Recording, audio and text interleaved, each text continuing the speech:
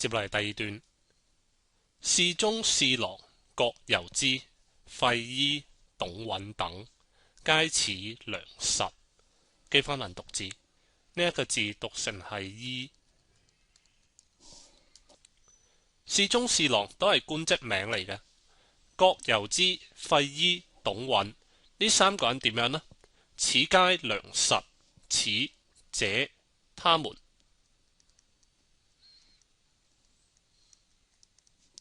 都是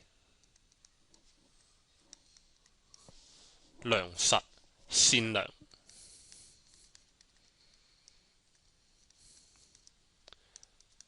誠實、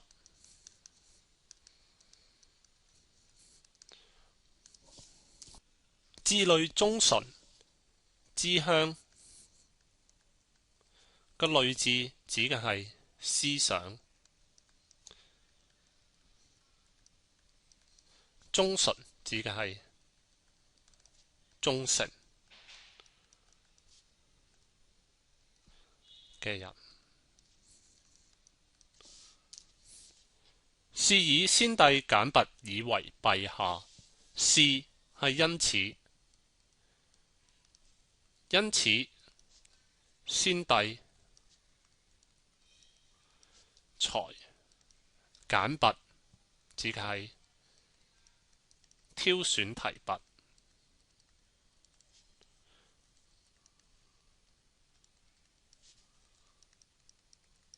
出來為陛下為之留給陛下呢一度尊稱啦，留給你任用的。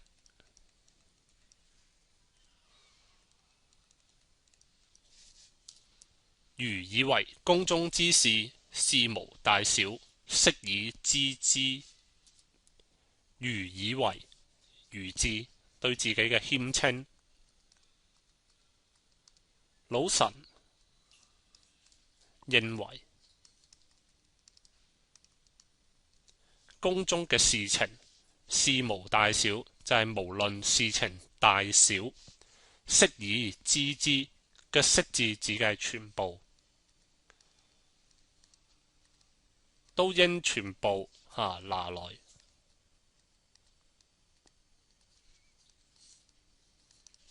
知之就係呢一個徵詢他們。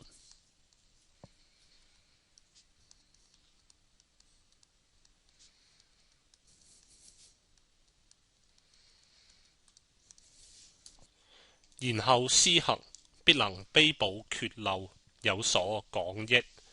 記翻難讀字，呢一個字讀成係卑字。然後施行，然後再去實行，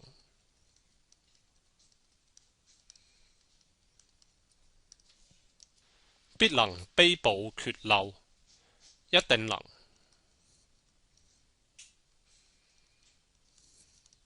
卑補缺漏，指嘅係彌補過失。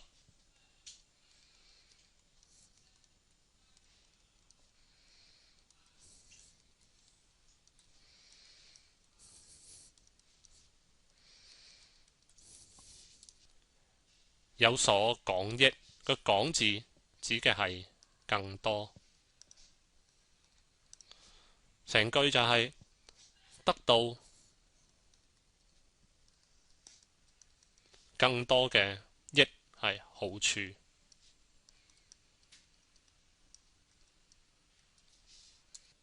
將軍向寵，盛行肅均，曉暢軍事，適用於昔日。將軍向寵，將軍官位名，向寵人名。盛行肅均，盛指嘅係品性，行係行為，品性行為，肅均善良同埋咩呢？均係公正。曉暢軍事，曉暢指嘅係熟悉，熟悉軍事，適用於昔日。呢個句子係倒裝句，屬於呢一個狀語後置，所以意思方面嘅話呢，就係呢一個於昔日被試用。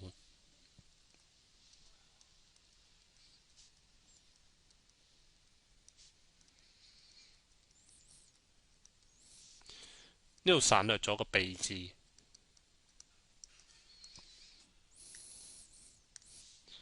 意思嘅話就係在過去曾被試用。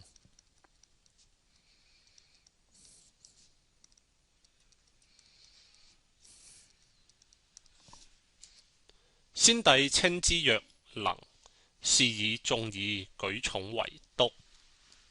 前句先帝稱讚他，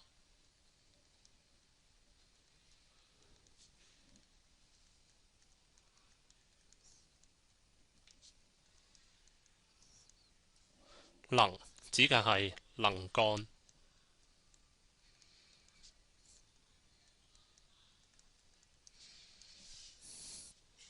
是以因此，眾議就係呢一個大家商議。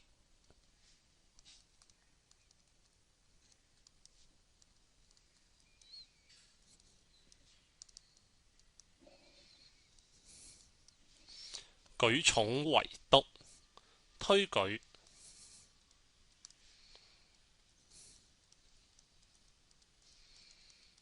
個寵字指嘅係前邊講嘅向寵，推舉向寵為篤字，我哋俾翻個實語去，指嘅係中部督。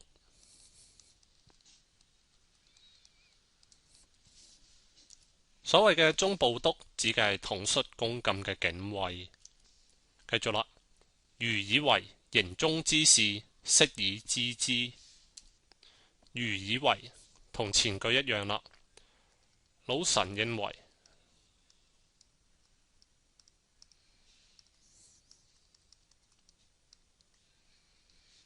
營中之事，呢一度嘅營字指嘅係軍營。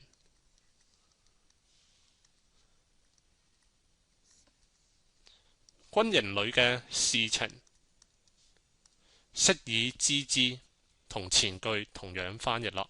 全部嘅悉字係全部，全部拿來呢一個徵詢他，徵詢佢嘅意見，必能使行陣和睦，優劣得所。行陣和睦指嘅係隊伍行列，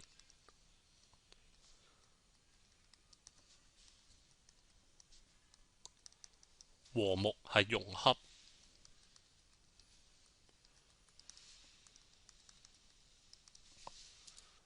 優劣指嘅係好嘅士兵同呢一個差嘅士兵，好的差的，得所就係呢一個覺得其任，每個人都可以揾到自己合適嘅崗位。親賢臣，遠小人，此先漢所以興隆也。親賢臣，親指嘅係親近，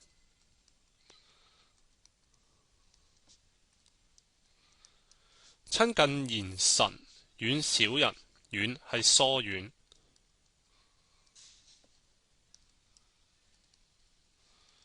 疏遠小人。此先漢所以興隆也。睇返呢個句子有個也字，個也字提示我哋呢個句子佢係屬於呢一個判斷句嘅，所以我哋翻譯嘅時候呢，我哋會翻譯成係乜乜乜乜是乜乜乜乜，加上呢個句子嘅話呢，出現埋所以呢兩個字。當所以同埋個也字一齊出現嘅時候呢，個句子呢會翻譯成係乜乜是乜乜嘅原因。我哋全句翻譯一次啦。此先漢，先漢指嘅係前漢，即係呢一個西漢。這是前漢，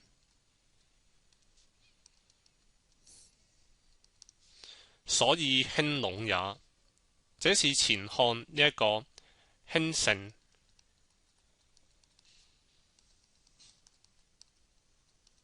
繁榮嘅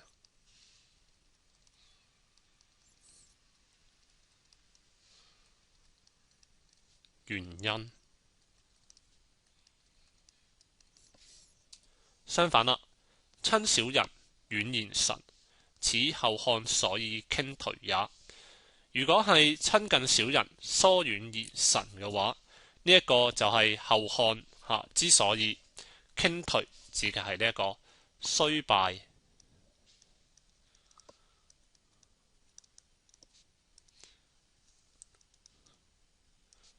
敗、覆亡嘅原因啦。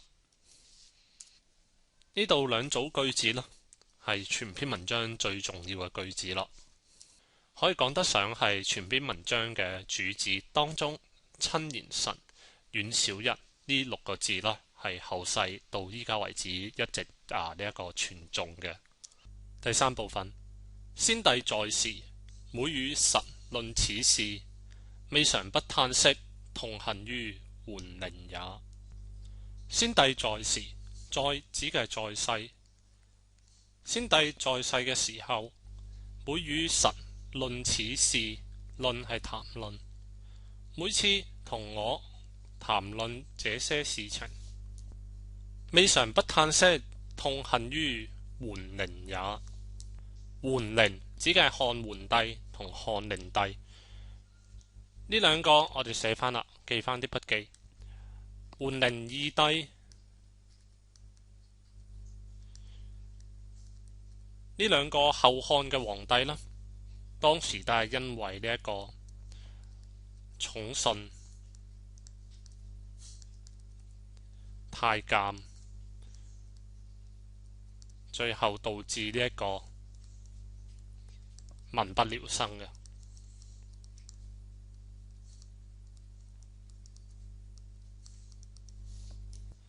先帝仲在世嘅時候，每次同臣談論到呢事情，沒有不對桓靈二帝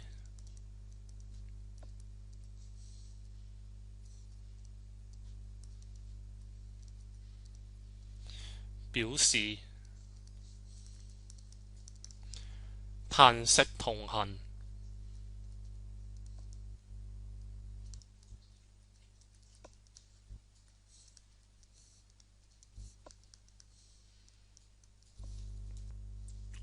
侍中、尚書、長史、參軍，此悉貞良死節之臣也。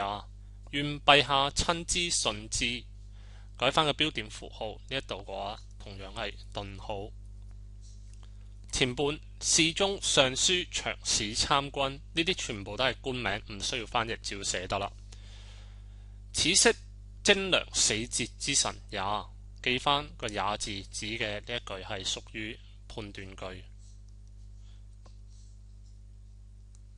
我哋翻譯嘅過程中間加翻個是字喺中間。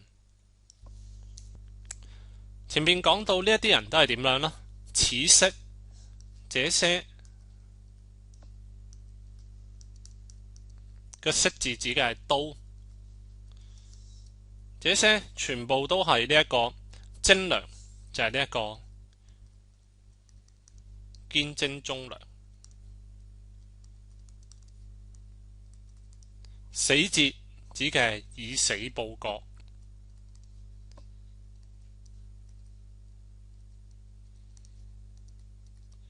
呢啲都係堅貞忠良以死報國嘅大臣。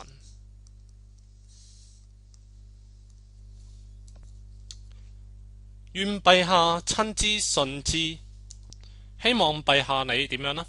親就係親近他們，信就係信任他們。則漢室之隆，可繼日而待也。那麼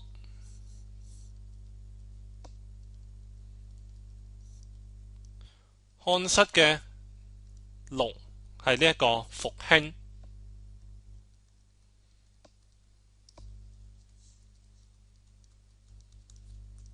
可繼日而待也就係呢一個指日可待。親賢臣遠小人呢6個字主要係第2段乃至係全篇文章嘅呢一個要旨。就第2段第一部分，諸葛亮向呢一個劉禪推舉嘅賢臣就有呢一個葛攸之、費禕、董允啦。第2部分內容呢，主要係推介呢一個向寵嘅。第3部分呢，主要係講呢一個侍中啦、尚書、長史、參軍呢度4個官職嘅人呢，都係呢一個賢臣。當然呢部分呢，亦都有做到比較，用咗呢一個桓靈二帝呢2位後漢嘅皇帝啦，因為呢一個寵信太監以致民不聊生，所以嘅話呼應翻前邊講嘅呢一個親小人遠賢臣，就會令到國家趨向呢一個衰亡啦。